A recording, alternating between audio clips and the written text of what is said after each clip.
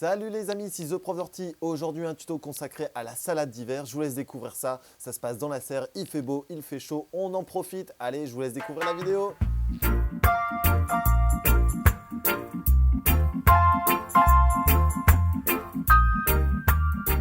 Salut les amis, ici The Prof d'Ortie. Alors aujourd'hui, on va travailler sur un tuto sur la salade et la laitue d'hiver. Donc ici, j'en ai semé. Donc vous voyez dans le premier plan ici, donc on va retrouver dans la caissette de semis les différentes laitues que l'on a semées. Donc là ici, c'est de la Red Ball. Ensuite, on a semé du mesclin et de la laitue Red Ball toujours que l'on a individualisé. Et enfin, on verra aussi la plantation pour justement obtenir de belles salades tout au long de cet hiver. Alors ici, on va travailler à la fois dans l'abri de culture, donc qui est ici la serre de production, mais aussi en extérieur où on va pouvoir récupérer ces futures salades que l'on a plantées il y a quelques semaines. Et donc, on va échelonner le tout pour en obtenir tout le temps, si possible, donc de maintenant en octobre jusqu'en février. Et ensuite, on pourra relancer la saison pour en obtenir tout le temps et tout le temps. Allez, on découvre ça. Alors voilà, donc là la première chose, ça va être de travailler donc, sur nos caissettes de semis. Donc là ici, on a arrosé notre caissette de semis hier, donc maintenant on va individualiser les plants afin d'en obtenir un par alvéole. Alors pourquoi je travaille par alvéole? Parce que premièrement, je sème en très petite quantité et ce qui va me permettre de faire du localisé. Ensuite, on va pouvoir individualiser les plants sans éviter de les démarier et de les stresser parce qu'on va en fait défaire les petites radicelles qui permettent justement de capter les minéraux, de capter l'eau et donc de subir un stress. Alors une fois que l'on a fait ça, on va les démotter. Donc au niveau de la motte, hop, voilà ici.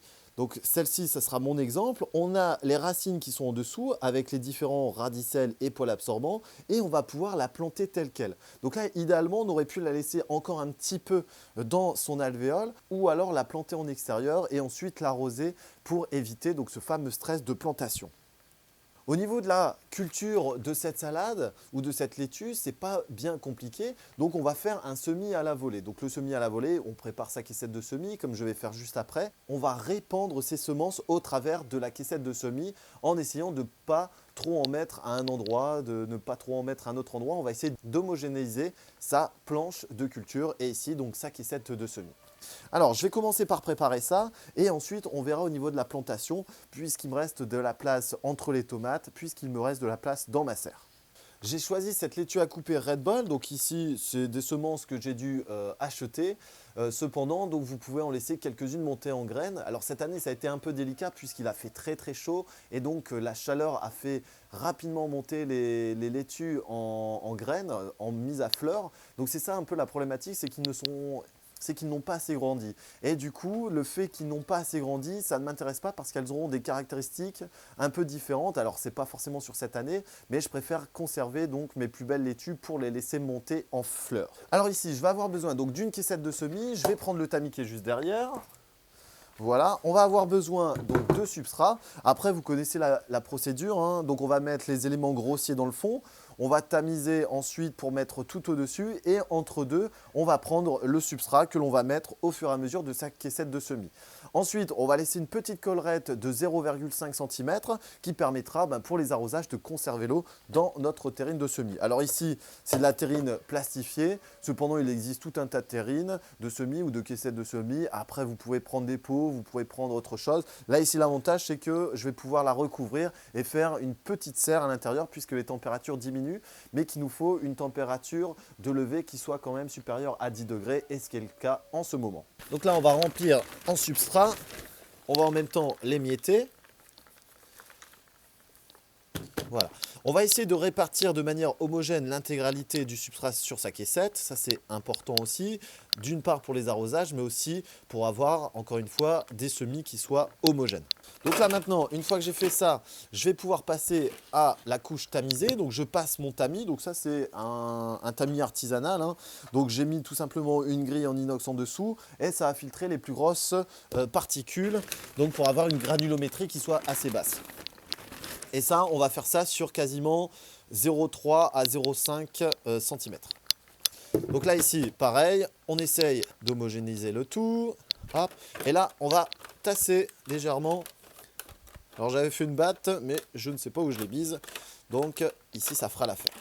Donc là, ma caisse est quasiment prête. Maintenant, il ne reste plus qu'à y mettre ses semences et ensuite on va pouvoir justement attendre la levée, attendre les premières apparitions de feuilles vraies pour pouvoir les repiquer. Voilà, et ici donc on va y mettre ces différentes semences.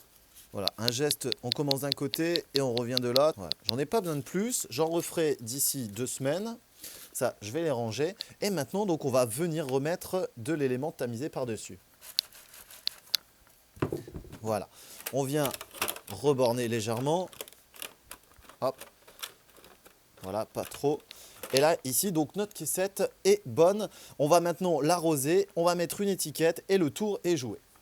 Donc là, ici, c'est fait. Je vais aller l'arroser et c'est parti, on va voir la suite. Donc là, ici, ma caissette de semis est arrosée. Ce que je vais faire, je vais venir mettre ici la petite coupelle qui vient au-dessus. On va la laisser tranquillement quelques jours, quelques semaines même. On va laisser se développer au même stade que nos salades Red Bull ici. Et ensuite, on va les repiquer, ce que je vais faire là maintenant. Et ça, on va le laisser tranquille. Alors, concernant le repiquage ici, donc je vais prendre une plaque alvéolée. Je vais venir mettre du substrat sur l'intégralité.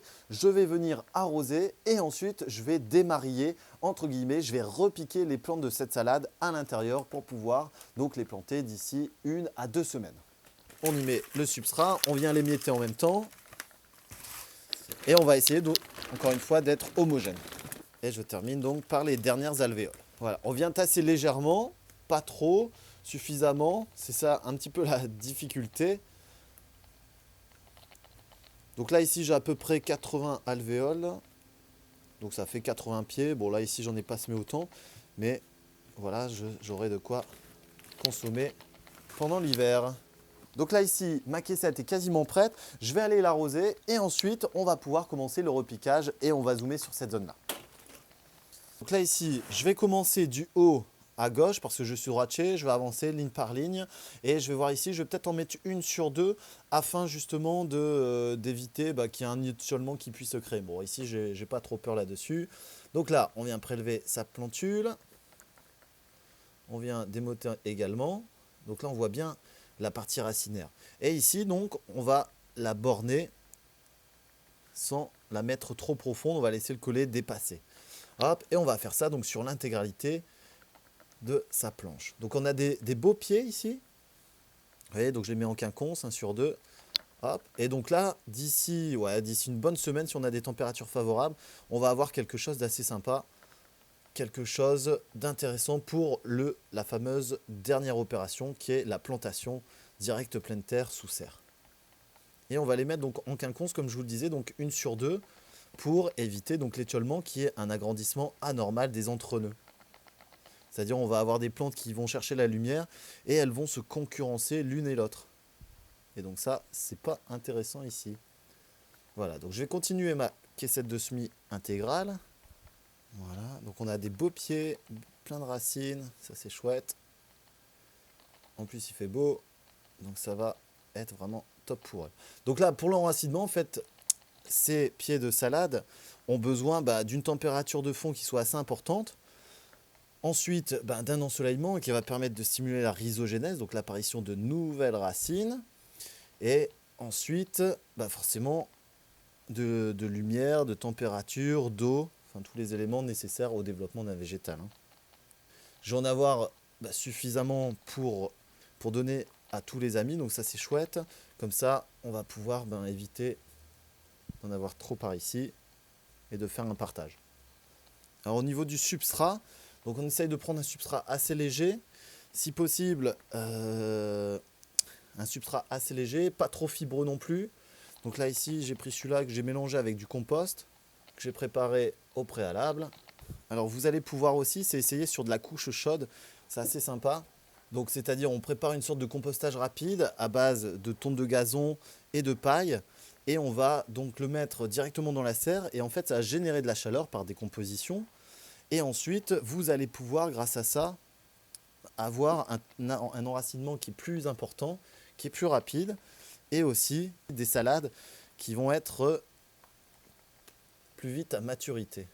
Alors ce qu'on peut faire également ici, je vois des belles racines, c'est habiller les racines, c'est-à-dire les couper afin de stimuler encore une fois cet enracinement. Rien que déjà ici le fait de les transplanter, de les repiquer, ça stimule parce qu'on enlève quand même quelques radicelles, quelques poils absorbants Et donc, ça va permettre un ancrage qui est plus conséquent. Donc là, ici, ma plaque alvéolée est faite. On va la laisser quelques semaines dans la serre, donc dans une zone tempérée pour avoir justement une température conséquente et un ensoleillement aussi important. Là maintenant, on va s'occuper de cette partie-là et on va aller les replanter quelque part, donc je sais pas où, dans la serre.